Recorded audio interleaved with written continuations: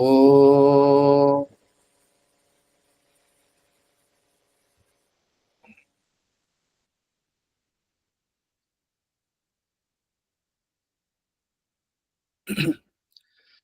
वागर्थाविव सम्पृक्तौ वागर्थप्रतिपत्तये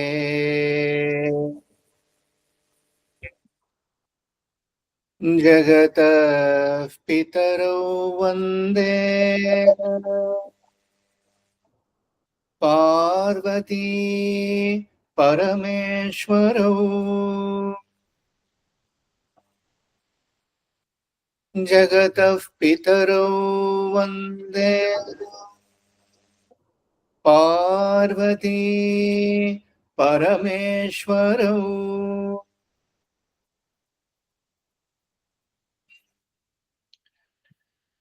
वन्दे भौमापतिं सुरगुरुं वन्दे जगत्कारणम् वन्दे पन्नगभूषणं गदरम् वन्दे पशूनां पतिम् वन्दे सूर्यशशाङ्कवह्निनयनम् वन्दे मुकुन्दप्रियम् वन्दे भक्तजनाश्रयं च वन्दे शिवं शङ्करम् वन्दे शिवं शङ्करम्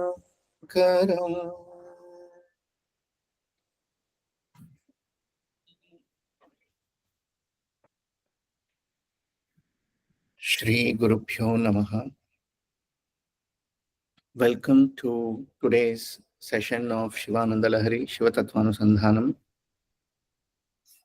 In today's session, let's start by looking at a few questions that have come up. In the last session that we had last week,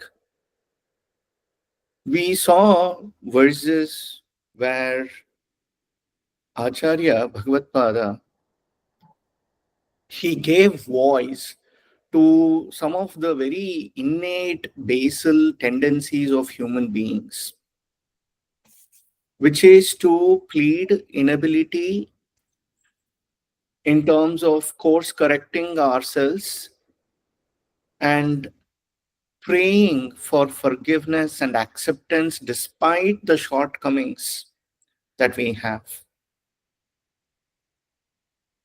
And this kind of there are many layers to that aspect of how does God treat these entities of human beings?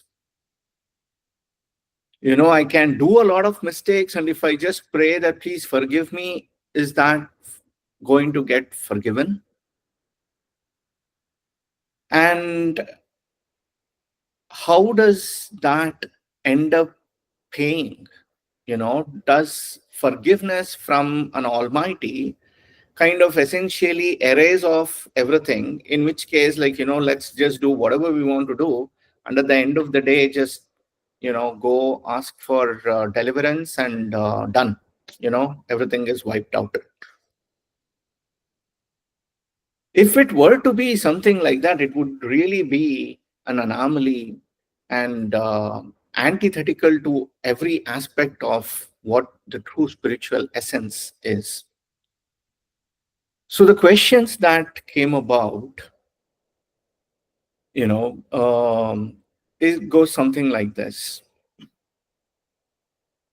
Does God play favoritism? Or is it humans' innate guilt or fear that makes a person to do all the rituals, the prayers, and everything that we do. What is the purpose of all of these things? What is the purpose of prayer, rituals, the spiritualistic practices? Why do we do it? So, very, very deep questions. We'll take that layer by layer. First and foremost, there is no favoritism. What what is real deliverance? Before we talk about what is there is no favoritism. That's clear. God does not play favorites. But then, what is deliverance? The concept of mukti has two dimensions. They talk about videha and sadeha, right? Mukti, videha is after you have cast your mortal coils, after you have shed your body, right? The physiological process of death that we see. Post that death, the idea that there is a mukti, that you're not going to be reborn, that's a concept. And then there is something called Sadeha Mukti, where even while you are with the body, with what is also addressed as Jivan Mukti, like while you're alive, becoming liberated. In Indian philosophy, in Indian school of thoughts, there is always more prominence given to the Jivan Mukti, the Sadeha Mukti, than the Videha. Because Videha Mukti is a concept of faith. It is a concept of Shraddha. If you have Shraddha in the thought that post death there is something, whether we say that based on your good deeds you're going to go to Swarga, or based on your bad deeds you're going to end up in Naraka, there is going to be this tally that is going to happen. All of these are a matter of faith. We put that based on what has been recorded, in various shastras, in Puranas, and all of that. There is a lot of dimensions of these that has been explored. And by vesting our Shraddha in those words, we are going to say, yeah, maybe there is something like that, or there is something like that. But in reality, all of those aspects are considered as Gauna. In fact, it is addressed as Gauna Mukti. Gauna is secondary, inferior. Why? Because there is nothing that can establish concretely that, yes, indeed it is so. And it is kind of like a very interesting predicament that we get put into, because who has come back to say that, yes, I experienced the very aspect of mukti is that there is no rebirth for you. So how do we know that it happened? And then corollary to that, by virtue of having taken birth, in general parlance, we indicate that, oh, there is still some balance. There was no mukti, so there has been a birth. And I'm excluding all these aspects of avatars from the statement, because in avatarana, then the supreme power takes a form which is it descends. That is why it is called avatarana. It is like literally descending down in order to convey, in order to set the course right. Whenever there is a detour that has happened, whenever the path from the righteousness has gone wayward, then for course correction, there are always going to be amazing spiritual powers that we see emerge amidst us, and who correct our perceptions, who correct our paths, our thoughts and actions, and we treat them as avatars. So, knowing that the Videha Mukti is secondary, inferior, What does Sadeha Mukti or what is true Jivan Mukta Sthiti? The true Jivan Mukta Sthiti, as I oftentimes emphasize, is being rid of the Bhaya, Shoka, and Moha. These three aspects that bind us while we are alive and pull us down into a very temporal, a very materialistic level, that is where you're truly caught up and that is where you're truly suffering. So, true deliverance while you're alive is to cut those bonds of bhaya, shoka, and moha. And once those bonds are cut, then we truly come to understand the power that is within us because we no longer are bound by fears. We no longer are bound by thoughts of pain and sorrow and suffering, and we no longer are bound by thoughts of delusion. What are these? These are all aspects where we tend to attribute permanence and reality to things that are unreal and impermanent. This body, everything that I have accumulated, the relationships, this aspect of status, and we'll look at all of these things emerging even in Shivanandalahari also.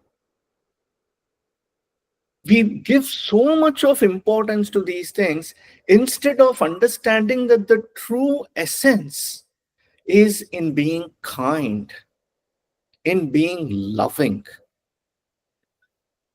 in how we treat one another, and by virtue of that, how do we treat ourselves? Are we being kind to ourselves? Are we being loving towards ourselves? And are we mirroring the same thing with others? How do we treat others? How do we treat one another? Invariably, you look at any great saint and philosopher worth their statements, you will find everyone talks about be kind to one another, be loving towards one another.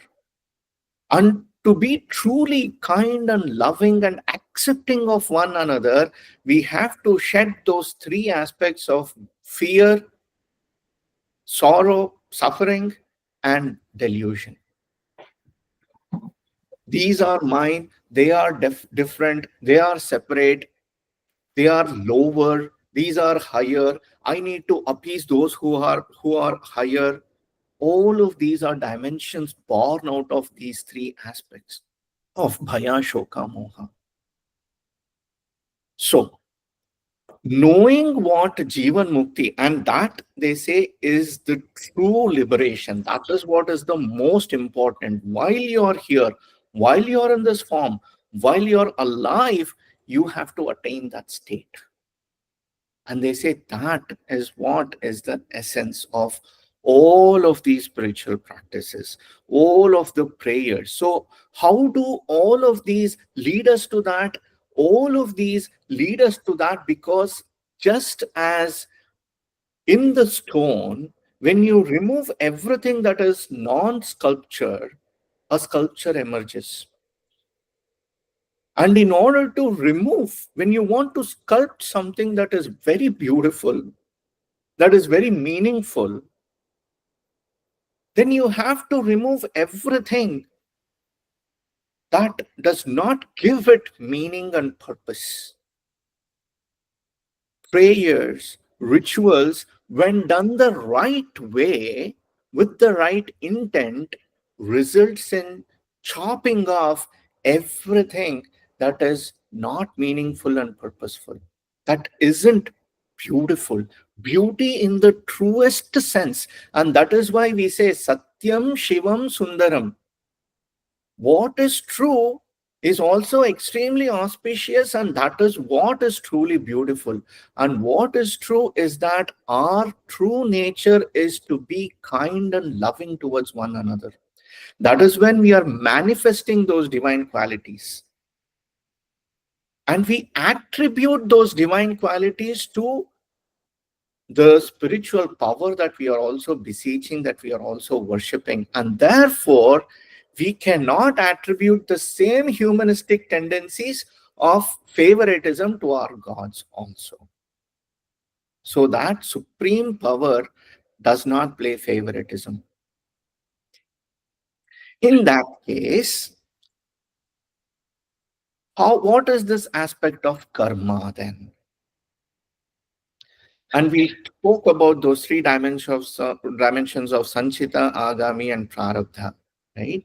So all of this again comes from a causality. Causality is an extremely important factor for everybody because we want to understand why something is happening.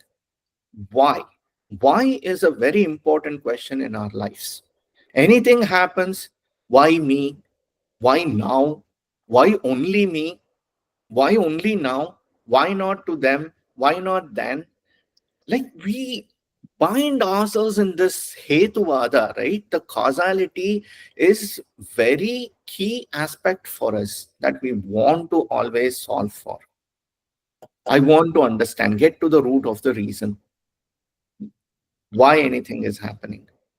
So in that process, from that causality, the theory of karma is born, right? So what do we see in here? We see that, oh, like if something has happened, there has to be a reason behind it. I was hurt. Why was I hurt? I tripped over, I fell. So there is immediate gross causality that I can recognize. Again, as a matter of Shraddha, then these elements of understanding everything that is happening around us takes form, and that is where karma becomes very important. It is a theory at the end of the day, a concept. At a gross level, we are able to experience, and therefore it validates some of these dimensions of karma, saying that I failed because I did not study at one level. But then comes additional dimensions, additional questions saying that no, I studied very well. I actually put in a lot of effort, and yet I failed in the exams. Why? Oh, because the evaluator was in a very foul mood, and he just, you know, did not read the questions properly. We see this, right? He did not read the questions properly, and therefore, did not do the job right, and therefore I failed. Or I am driving in the road. I am driving in the road. I am driving properly. I have followed every rule book that exists about proper driving. Another rash driver came in, banged against my car, and I'm in an accident. Why? There is no easy answer to this, and therefore the concept of karma helps at least psychologically, deal with these challenges to a certain extent. But again, it is not the complete be all end all of anything. And that is why when we talk about the jivan mukta sthiti, even over there they say that the prarabdha has to be experienced by him. There is no leeway around it. What does that mean? That means that even though you might have been a Jivan Mukta, your body might still undergo disease, death, pain, all of these things. But when you are in that state of equanimity, none of this is going to bother you. When there is no botheration, the question of why itself dissipates. And therefore, they say the karma does not bind him. The karma does not bind him. That is why Krishna always emphasizes, right? Karmanyevadhikaraste ma phaleshu kadachana. Your only duty is towards performing karma, yoga, karma sukaushalam, and perform it properly. You perform what needs to be done and perform it properly. Don't worry about the results. The moment we disconnect from the results, the question of why does not emerge. The question of, I did everything right, why is this happening to me, does not come when the results of my action does not bother me. I'm not going to ask that question.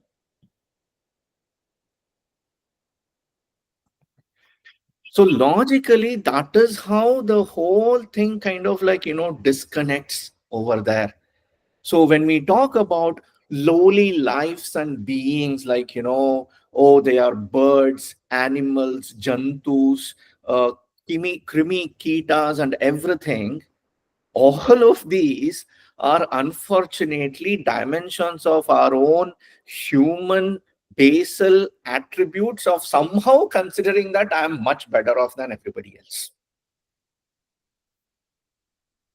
And that is why you will see again and again there is course correction.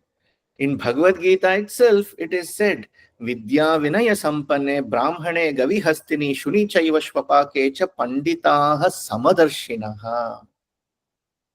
Whether one is learned, whether one is like the most humble person that you have come across, a very erudite, highly learned person, or whether it is a being who which lives in caves, whether it is an elephant, whether it is a goat, whether it is a dog, or whether it is someone who belongs to a group that even like is an untouchable. Panditaha Samadarshinaha, they see everybody as equal. They may not be Samavartina, it is not Samavarti. The only Samavarti that exists in this creation is death. He is the only Samavarti. You don't have to behave the same with everyone. But you have to see them all as the same if you are truly learned. What does that mean? I'll give a very simple example.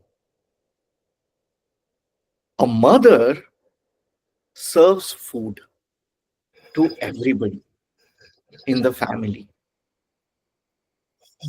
But she is a Samadarshi, she is not a Samavarti. Why? Because if a child is 3 months old, if a child is 3-year old, if a child is 18-year old, and if there is a person who is like 50-year old, and there is a elderly gentleman who is like suffering from diabetes, she is not going to serve them all the same quantity of food or the same type of food, but she will serve everyone.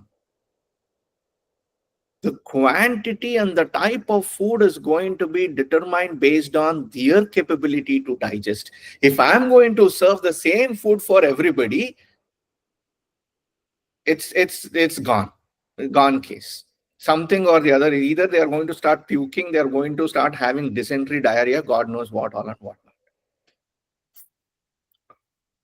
So the Samadarshitva is important. Samavartini may not happen always. Samavartana may not happen always.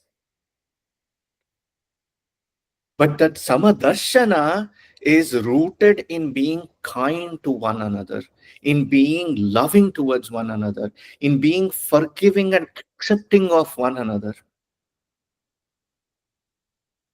But that itself is a big challenge. We fail miserably, we fail in being kind. We might talk about all of these things, but the first instance of something happening that is against what I want to happen from somebody else, what I expect somebody else to say or do, we immediately become so nasty and caustic. almost violent with our words and our deeds. We have to always watch ourselves. That is not the sign of a sadhaka. That is not the sign of a truly spiritual person. Anyways, more questions, but let's continue into our session, and we'll see how far we can get on today. Um, any thoughts at this point in time before I jump into it, or can we do it at the end of the session? I think we will continue with the session because Yeah. it's going to take a whole lot of time. So let's Sure. continue with Yes. Yeah. if it is okay with others. It is just my opinion. So Yeah. Yeah, I think we should. I think we can. I mean, I also felt the same way, Uncle, that this thing probably needs at least a couple of hours of conversation.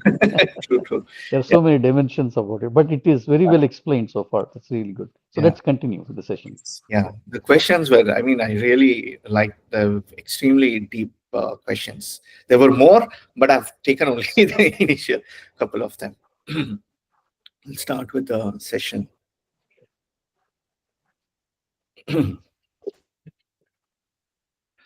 So, in the last week, we saw again, as I mentioned earlier, there were different aspects where Acharya spoke about the incapabilities that are innate within a human behavior, tendencies, where we plead for our own ignorance, we plead for our own weaknesses. And in the verse 15, he tells Shiva that why are you not changing the fate that has been written by this Brahma? And if you are pleading that you are not capable of doing it, that argument will not hold, because you are someone who flicked his head off with just the tip of your little finger's nail, right? Now the whole argument changes. This is a very beautiful verse. We'll look into this now. Virinchir dirghayurbhavato bhavata tatparashirashchatushkam samraksham sakhalu bhuvi dainyam likhitavan विचारः को वा मां विशद कृपया पाति शिवते कटाक्ष व्यापारः स्वयमपि च दीनावनपरः विचारः को वा मां विशद कृपया पाति शिवते कटाक्ष व्यापारः स्वयमपि च दीनावनपरः.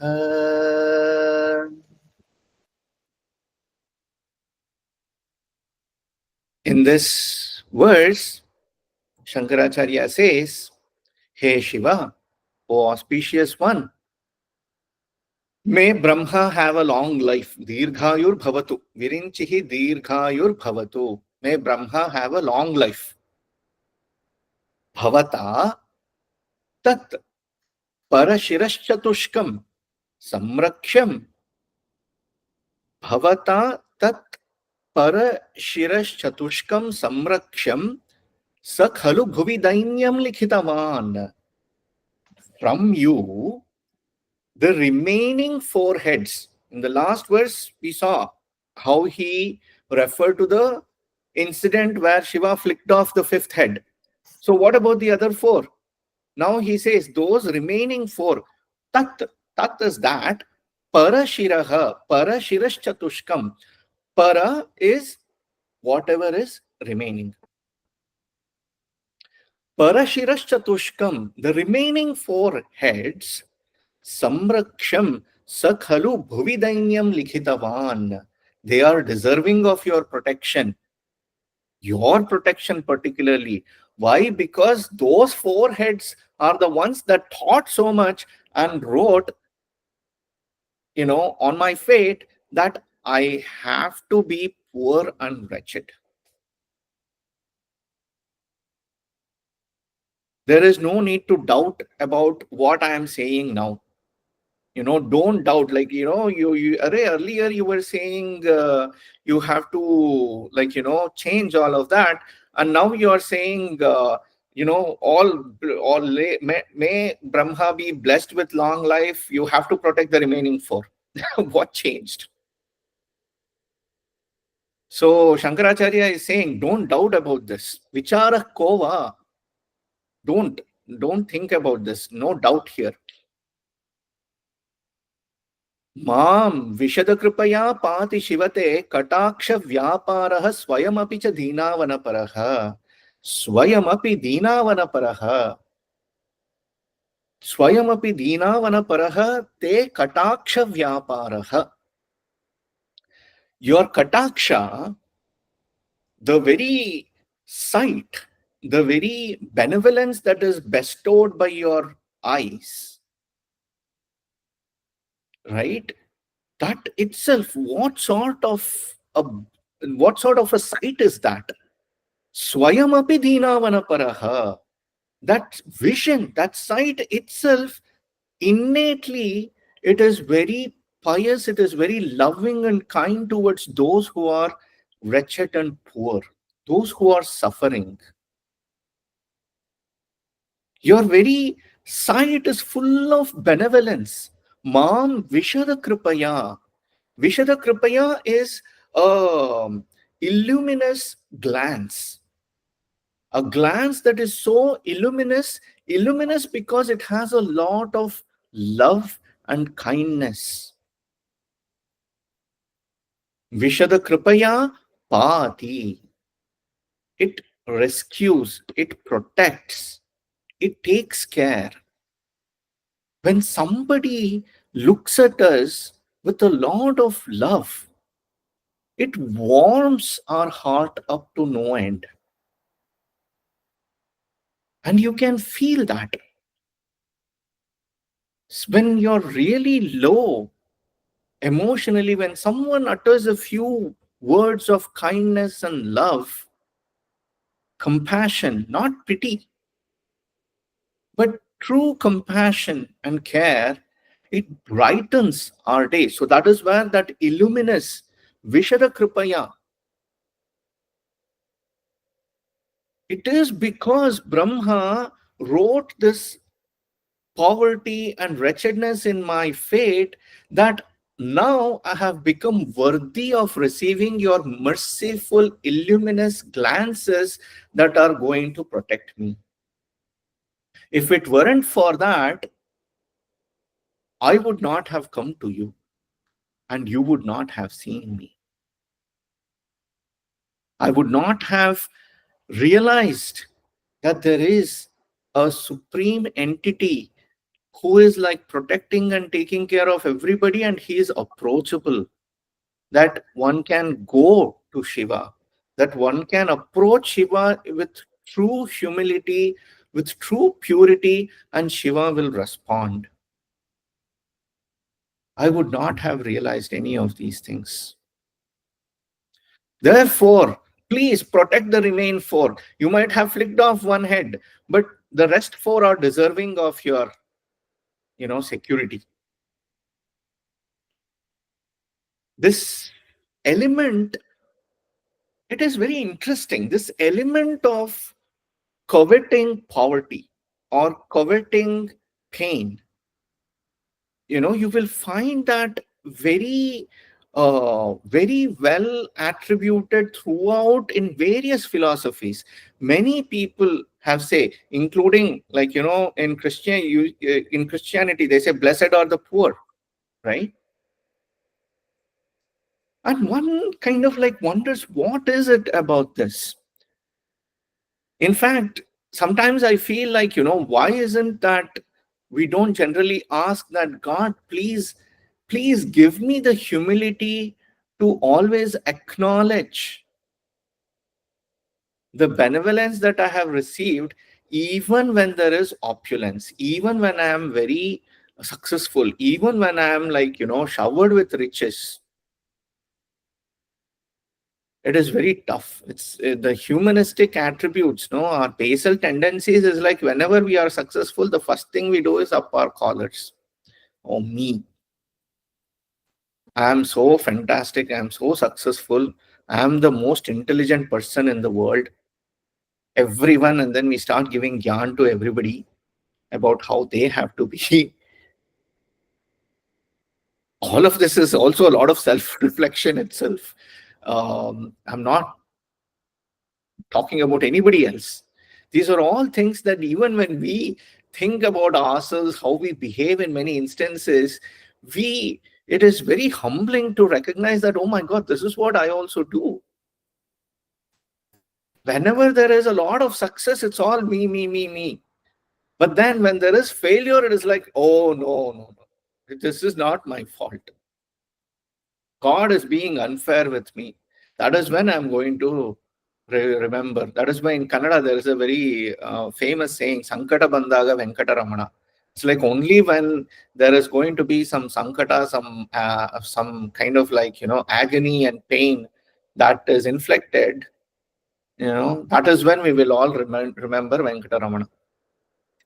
Will remember, oh, I have to go to the temple, I'm going to do this pious puja and all of those things. When everything is going fine, it's like, oh wow, I did great deeds and that's why I'm getting all of these things. Even in Bhagavata, we will see this instance, very famous one again, where Kunti tells Krishna that please give me more pain.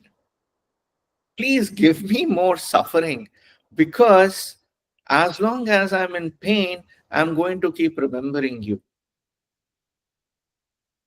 And she goes on to say, like,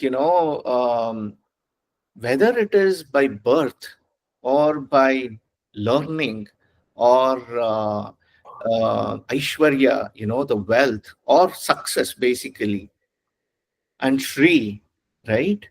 The more all of these accumulates, it it helps in increasing our own ego in the sense of like that pride that we derive, that we want to show off all of these things. Even in our worshiping, even in our prayers, you can see how that ego kind of like permeates into saying like anything.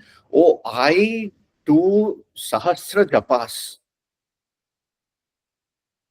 or I go to the temple and I gave like a diamond studded crown to the Lord.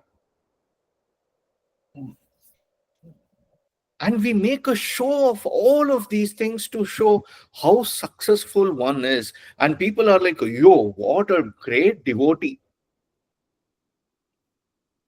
Jahan pe chamatkar, wahin pe namaskar.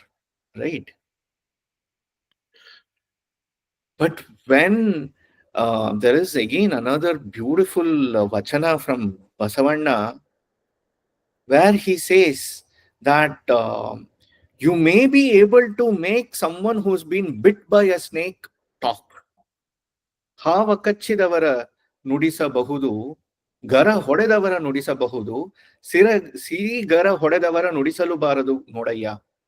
Says those who have been bit by the snake, maybe you can get them to talk. Like basically someone who is stunned, right? Someone who has kind of like gone into a state of shock, right? They don't know, like they might be not be able to talk. Gara ಹೊಡೆದವರ ನುಡಿಸಬಹುದು, someone who's been stunned, like like when all of these spirits kind of like enter into the body and you go into a state of suspended consciousness and all of that kind of stuff, right? Maybe you can make them talk, but those who have been stunned by their opulence, those who have been struck by their wealth, you can't make them talk. And you can see even how people, like when you go to approach anyone in a position of authority, you're standing in front of them, they say, nothing like hello, please come, what can I do for you? Just that very demeanor changes. And he says, Sirigara Hodadavara Nudisalu Baradu Kandaya. You can't talk, you can't make them talk. Talk here being that being kind, being respectful, being humble. And wealth is not just about your currencies and your materialistic aspects. Wealth, whether it is of being born in a better family, wealth about being endowed with better capabilities, whether it is physical capabilities, intellectual capabilities, all of these things, do these things make us humble? Very rarely so.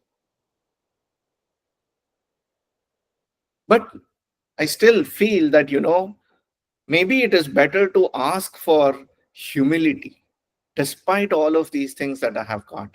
But in many cases, that won't work. So, whether it is Shankaracharya, Kunti, or, in many, many other instances, we will see. Blessed be Brahma because he wrote poverty. He wrote in my fate that I have to suffer, because by virtue of that, I have learned to be humble.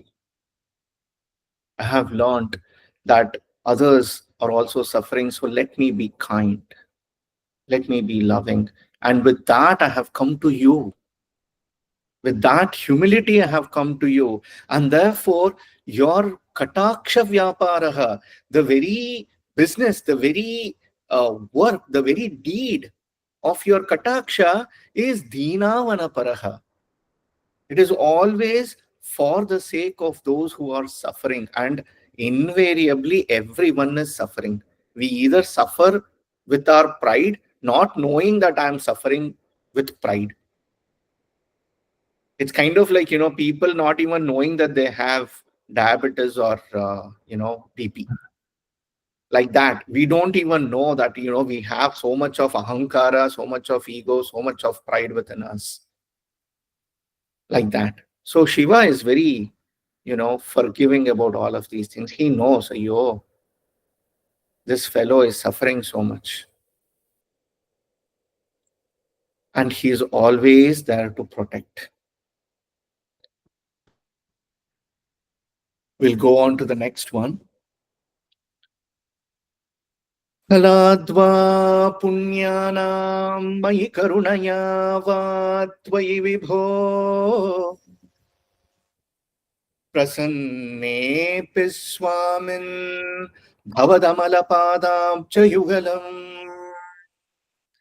कथं पश्येयं मां स्थगयति नमः सम्भ्रमजुषाम् निलिम्पनां श्रेणिर्निजकनकमाणिक्यमकुटैः कथं पश्येयं मां स्थगयति नमः सम्भ्रमजुषाम् निलिम्पनां श्रेणिर्निजकनकमाणिक्यमकुटैः.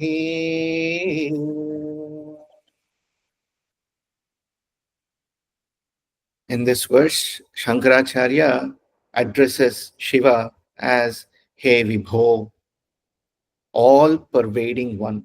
Vyapnoti, right? Vyapnoti Vishnuhu.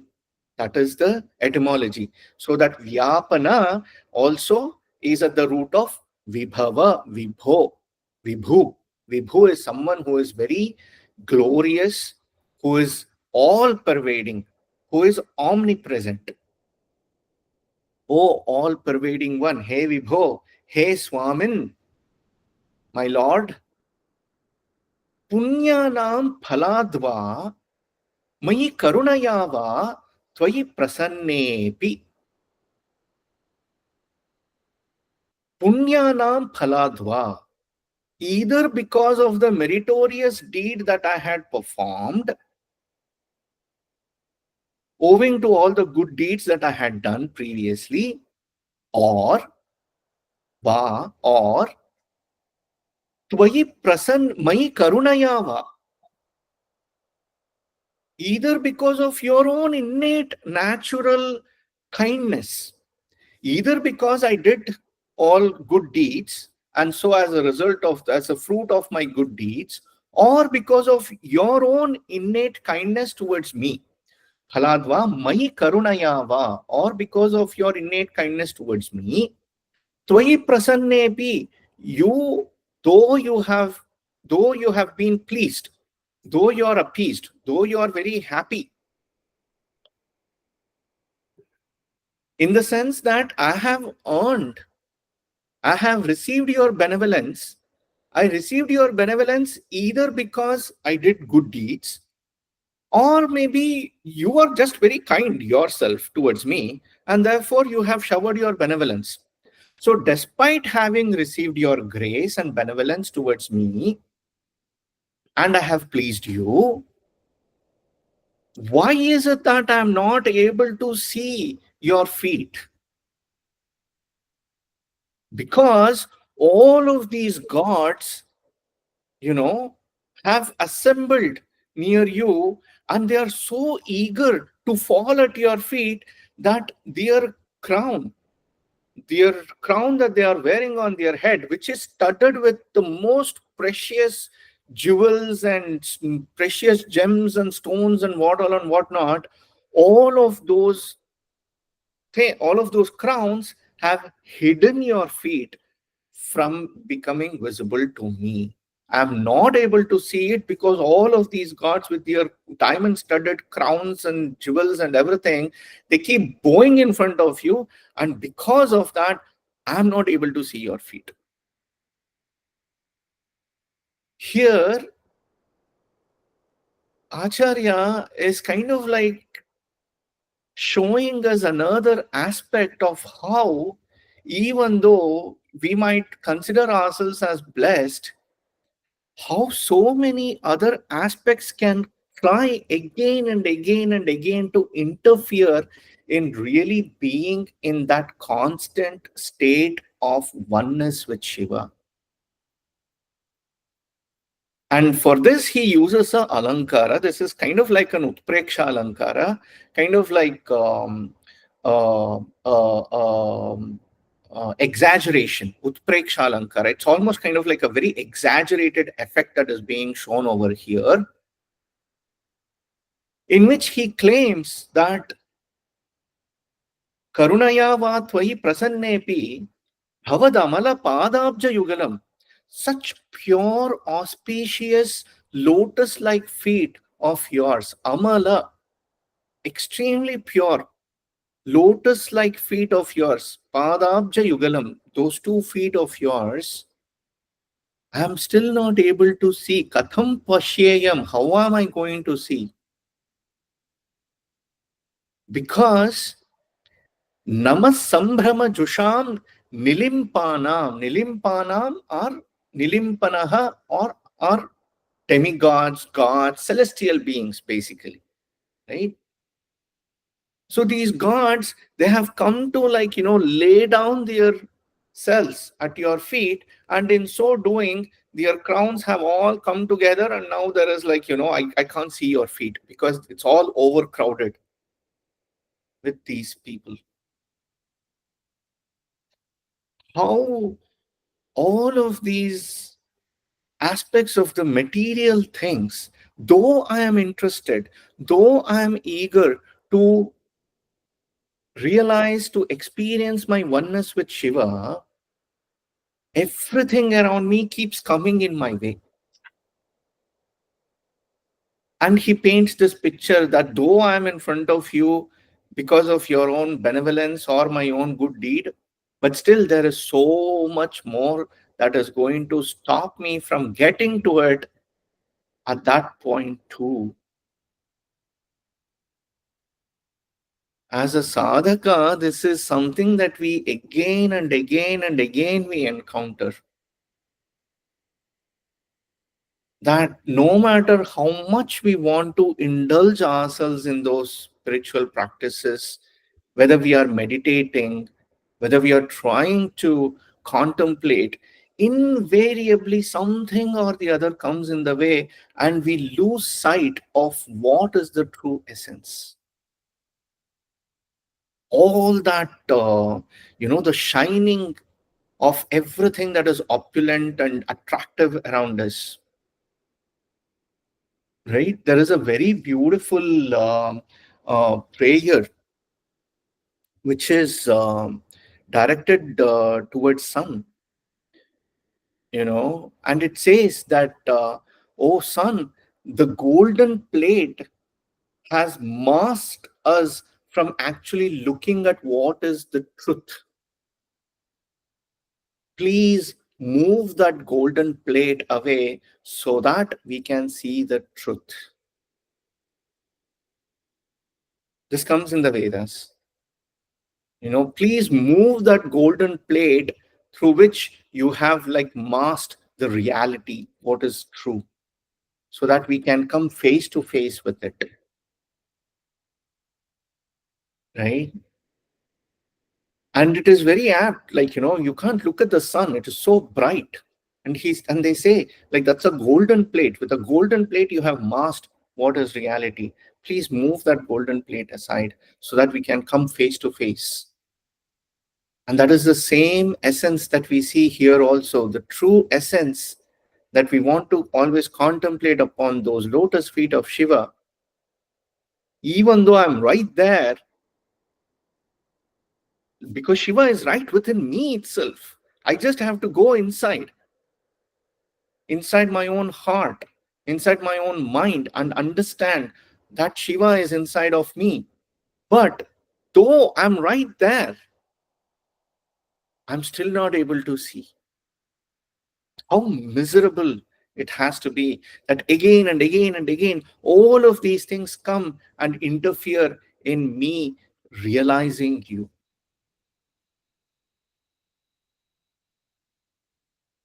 With that, we'll continue on to the next one. These are kind of like very easy ones to go through. So we'll see how far we can get. Tvameko lokana paramaphalado divyapadaveem vahantastvanmoolam punarapi bhajante harimukhaah vahantastvanmoolam punarapi bhajante harimukhaah कियद्वा दाक्षिण्यं तव शिवमदाशा च कियती कदा वामद्रक्षां वहसि करुणापूरितदृशा कदा वामद्रक्षां वहसि करुणापूरितदृशा.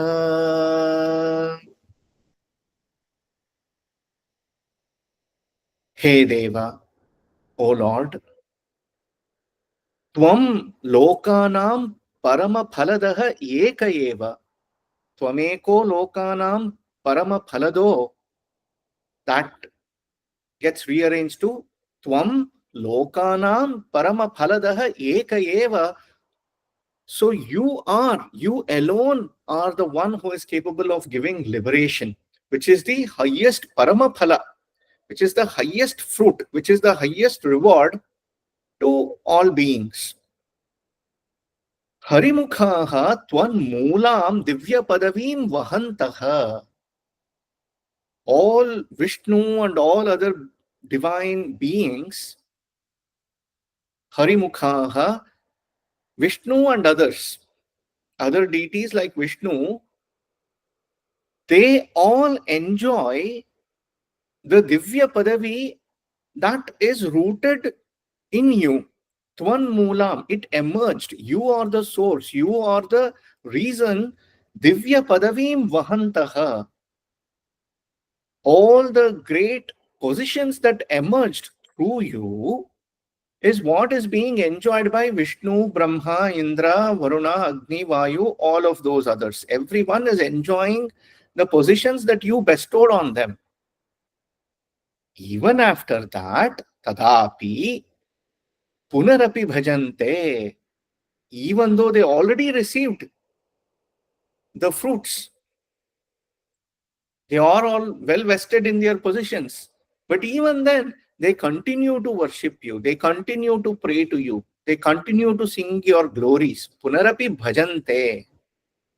Hey Shiva, O auspicious one. Tavadakshinyam kyadva. How unlimited, how infinite is your kindness towards them. And they are worthy of receiving your kindness because, even after receiving the fruits, they are praying to you. We human beings, the moment we got what we want, it's like done. Okay, I'm done. I got what I wanted. See you the next time I get into any problems. Let me go enjoy what I got. Tavadakshinyam kiyadva. Your love towards them, your kindness towards them is so infinite, unlimited.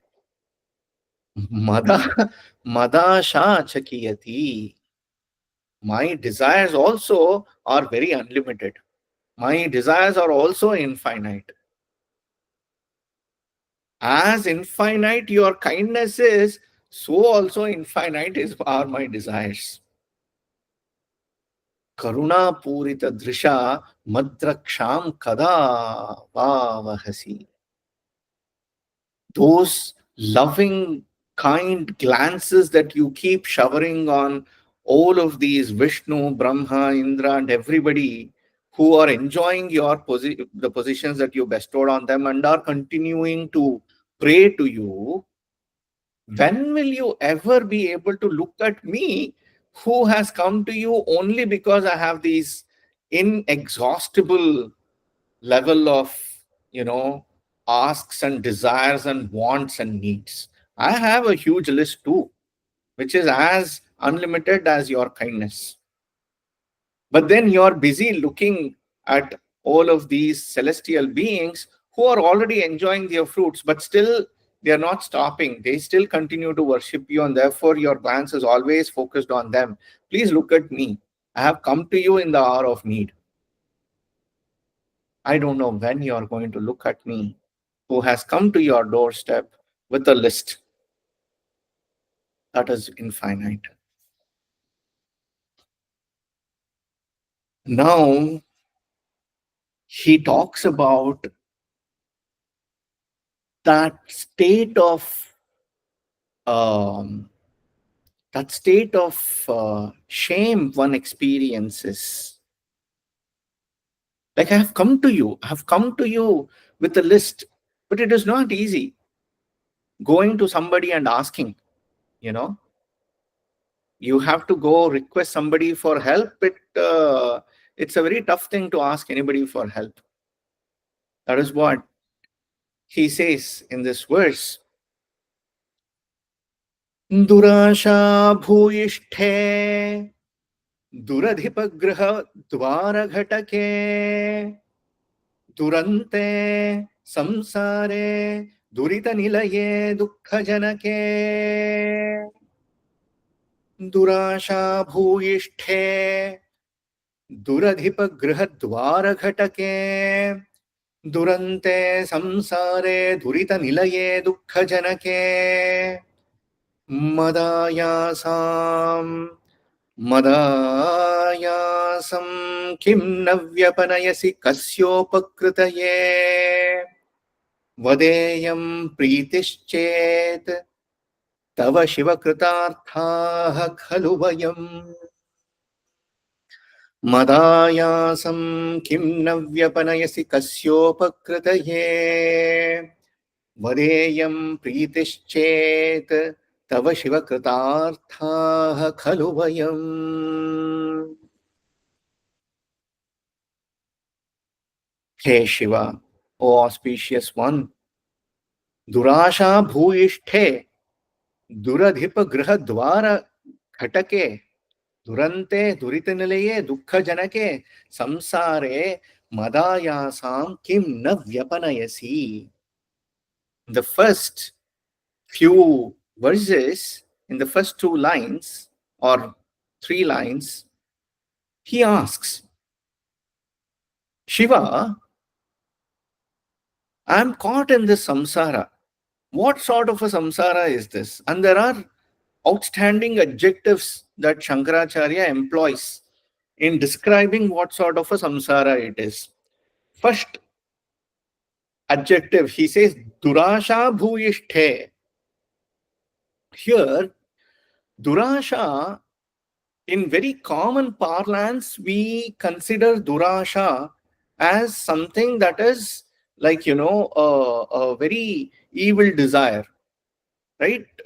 That's something that is like, he has a lot of durase, he has a lot of like, a coveting nature of like, I want more and more and more and more, right? There's a lot of avarice that they want to just keep on accumulating and accumulating and accumulating. But there is also another meaning for durasha, which refers to asha that is not easy to attain. Durlabhaha ashaha is also durasha, can also be. So the etymology can also be broken that way too, grammatically. We can say that these are all desires that are very tough to attain. And both holds true. In this samsara, we also have a lot of like evil desires, inexhaustible source of desires, and we also desire for things that are very hard to get. Durasha bhuyishthe, duradhipa graha dwara ghatake. And because of this inexhaustible sources of desires, hard to attain sources of desires or evil desires that we have, what do? We go to duradhipaha.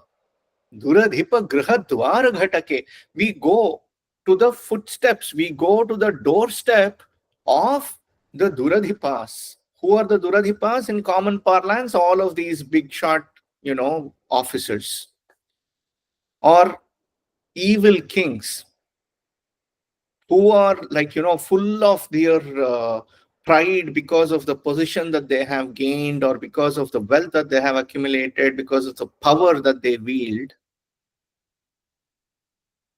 Because I have all of these desires, I have no other go, but I'm going to go to all of these, the doorsteps of all of these people.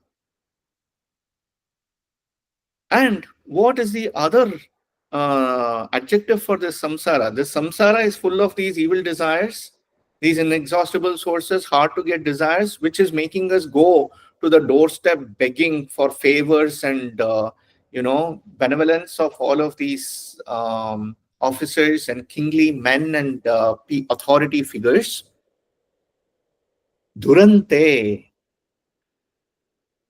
that whose end is going to be very cataclysmic, very disastrous in the end. This whole samsara has to, at the end of the day, perish. It is going to fall. It is going to come to a very calamitous end. And Durita Nilaye, right now it has turned into a house of everything that is at the source of sin. Durita Nilaye. It is the abode of everything that is bad. Durita Nilaye. Dukkha Janake. And it can only produce sorrow. It can only produce grief. This sort of a samsara, I am caught in this. Iyam samsare. This sort of a samsare, madayasam kim navyapanayasi. Why are you not ridding me of this painful experiences? Why are you not ridding this sorrow, this misery, this wretchedness of mine? Kim na vyapanayasi. Madaya, I'm tired, I'm exhausted dealing with all of these things. And why are you not removing it? Kim na vyapanayasi. Kasyopakritaye vada. Are you doing this because you want to favor somebody else? For whose benevolence are you ignoring me? Is it because Brahma told you, no, no, please don't interfere? I have written this in his fate that he has to go through all of these things, that he has to go to others and beg for, all the benevolence and favors and do all of these formalities, praise them, say you're like the best thing that has happened to humanity. Why are you making me do all of these things? Has Brahma told you? And that's why you want to please, like you want to kind of like, keep Brahma happy. Kasyopakritaye vada. For whose benevolence are you doing all of this? For whose benefit are you doing all of these things? Iyam tava pritischet. If you're not doing that for anybody else, but if this is what you truly desire, if this is what you want, that I have to go through these things, then iyam tava pritischet vayam kritarthaha khalu. Then I'm going to accept this. I'm going to accept this, and I'm going to consider myself as blessed because this is your desire. You have looked at me and you have wished that I want him to go through these hardships. Oh, fantastic. If this is your desire, then I'm okay. I accept all of these things. Eventually, from that point where we plead that inability and incapability and all of that, we come to a point of equanimity where we say that, you know what, everything that you are going to give, whatever it might be, if I'm truly devoted, if I'm truly dedicated to you, I'm going to accept that. I'm not going to question you. When I did not question you, why are you giving me all of these success, all of this wealth? I'm not going to also question you if you willfully are giving me these hardships. Then vayam kritarthaha khalu. Then we are truly, verily, we are indeed blessed. And then now Acharya, from the next verse onwards, he turns towards his mind. And very beautifully, he gives another example of how Shiva can make use of his mind. And all the other verses, he gives it, paints a very beautiful metaphors of what our mind, our heart can all become for Shiva in different ways. We'll look at that in the next session next week. We'll stop with this for today. And please let me know if you have any questions. Sarvam Shivamayam Shivarpanamastu. Thank you.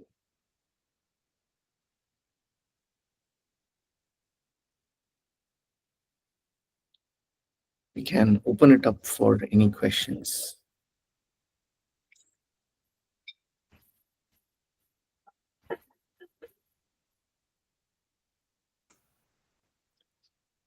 Lot to digest from all these 3-4 stanzas that you have given that. So Yeah. takes takes time to understand and come up with questions. No, absolutely. Anytime. If not today, next session also is all good. Yes.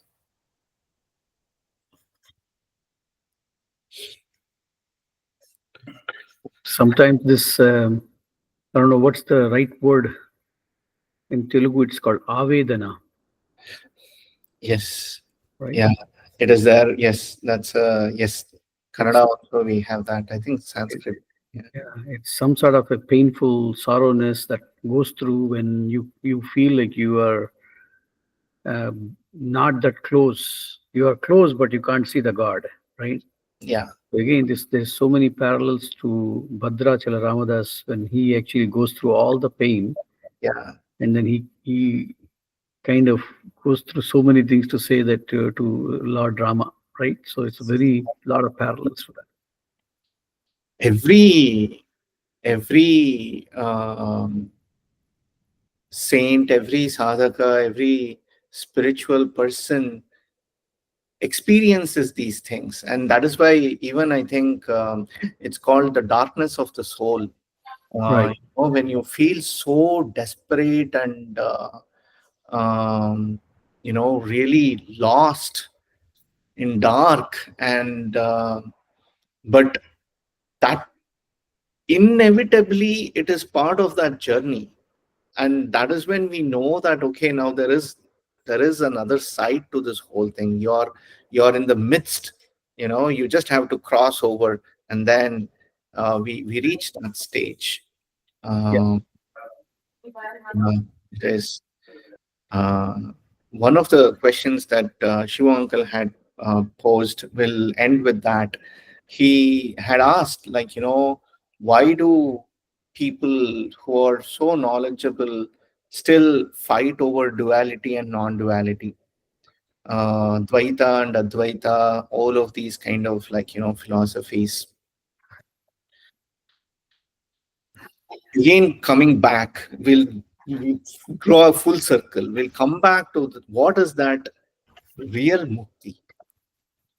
Real mukti is to be, calm and contented, to be, to have transcended all of these aspects of, like, the anger, the state of kind of, like, a comparison, anywhere that there is going to be another, we start comparing. So honestly, if you look at any of these schools of thought, Dvaita, Advaita, Vishishtadvaita, ultimately the question is, have you attained peace through any of these things? There are great seers in each of those.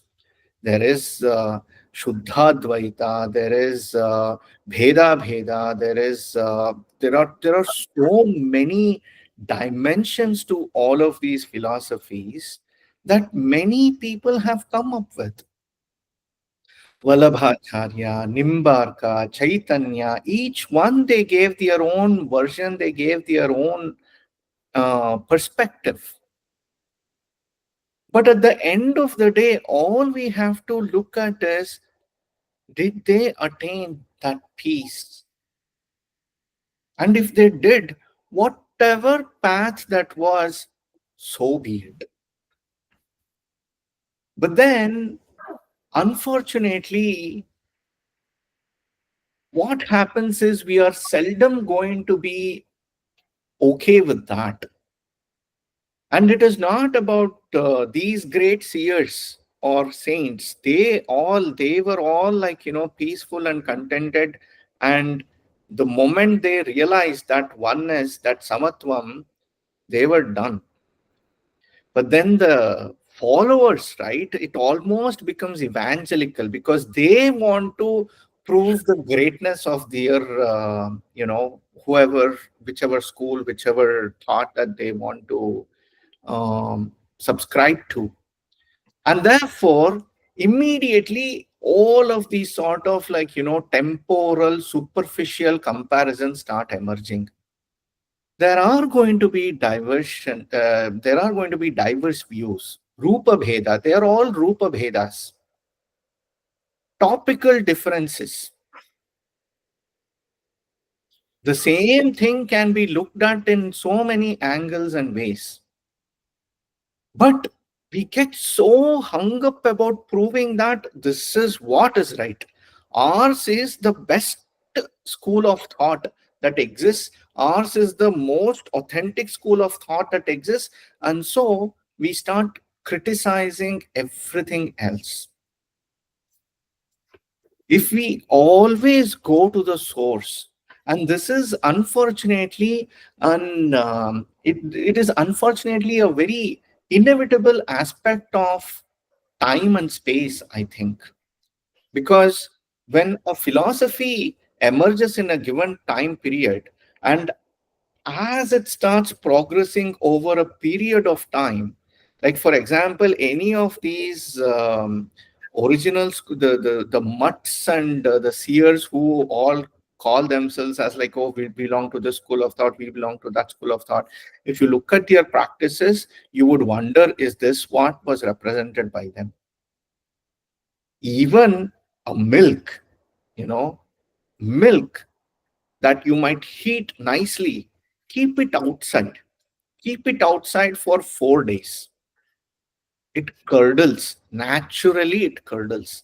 The same way, all of these schools of thoughts, over a period of time, they all get mixed up with too many things, and the original dimensions, the original perspectives get lost. And therefore, others at that point of time who look at whether it is Advaita or Dvaita or Vishishta Dvaita, then that criticism starts emerging like, oh, these people, like, Advaitins, they are like so full of ego, or Dvaitins, they are always about like divisive, diverse kind of like, very dualistic viewpoint, all of these. But if we go into the true essence, that is when we understand that, did it provide equanimity? Did it provide peace to the person who was going on that path? If it did, fantastic. That is enough. That is enough, and that is all there is to it. For me, having puliyogare satisfies my appetite. I don't have to prescribe puliyogare as the only means of satisfying your appetite to the whole world. I should understand that first and foremost. Then all of these biases, all of these kind of like, preset aspects in our own mind, that will have to melt away. And true sadhana is about melting away these innate tendencies within ourselves. But unfortunately, the more we start learning, the more we want to show off. So, yeah. These are like roads to a goal, and but once even some people, when they actually saw the goal, probably they're still stuck to their road, the Yeah. path. Rather than looking at the goal and then say, hey, the road doesn't matter, Yes. right? The path doesn't matter.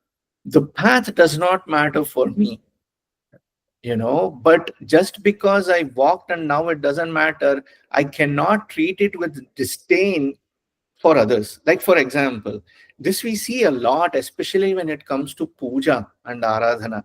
Like, oh, all of these external forms, all of these things, like, these are all meaningless. Why? Who said that? Exactly. Exactly. You might have outgrown it. Right. Just because I studied UKG, LKG, and first standard, and now I'm doing, like, say, I'm doing a doctorate, I cannot demean first standard, second standard. No, I came through that. Exactly. So I think the most important thing is to kind of not get distracted with the paths of to achieve there, and saying that, hey, why is this path saying that? Why is that path saying that? Just because now that you have a visibility of multiple paths, Yes, it's also blessing and also probably a curse sometimes, because you always get distracted. And why is this puja important? Why? Just like what you're saying, right? Whether Dvaita is the right one, Advaita is the right one, it doesn't matter. Look at where you want to go. Where are you at peace? Having done puja, did you experience even an iota of happiness? Good. Yeah. Right. That is what we have to notice. And no matter how much Advaita or Dvaita we learn, if it hasn't given us peace of mind, you still have a long way to go. Please continue is what we can say. We'll close with that. Yeah. Thank you. Thanks, everyone. Thank you so much. Thank you. Thank you, Praveen. Thank you.